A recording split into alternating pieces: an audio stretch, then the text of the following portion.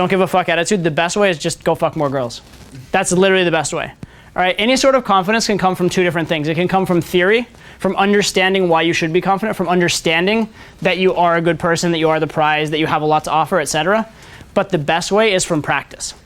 And that's where real instinctive confidence comes from, is from practice. It's from repeated trials of success, right? How do you know that you can walk from one side of the room to the other with absolute confidence? It's because you've done it hundreds of thousands of times, right? You have that repeated trial of confidence. There's no doubt in your mind that you can do it because you have proof, not promises, right? So what if you're not at that point yet keeps like getting laid all the time?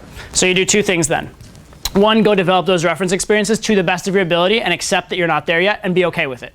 Be okay with the fact that you're learning. Be okay with the fact that you're getting there and be happy with the improvement on a day-to-day basis. That's number one. Number two, and this is an important concept which I really like. I heard this phrase one time and I've loved it ever since, is borrow abundance from your future. Borrow abundance from your future. If you're doing the right things, you will get to the right place, right? So, for example, me right now, in life, I make a certain hourly rate for my work with RSD. I'd like to think that in 10 years, my hourly rate will be far higher than it is right now.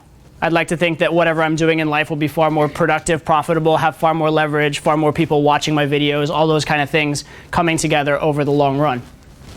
And so I could look at my work now and say, like, I'm working for X dollars an hour, which is what I'm doing now. But as long as I'm building, as long as I'm growing and learning and improving, I'm not actually working for that hourly rate. What I'm working for is more like what my future hourly rate is going to be, because this work is getting me to that. Does that make sense?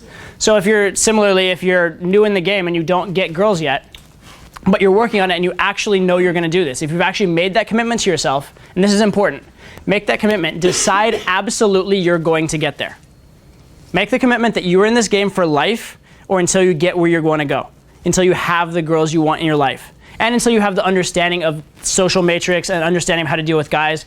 Until you get there, you're in the game, all right? If you make that commitment, you will get there, right? If that's the case, then your time is worth the same amount as the time of a guy who's already there. Does that make sense? Also, when you're talking to a girl who's like a 10, it's not as big of a deal anymore, because you know that once you're that guy that you're becoming, you will have girls like this.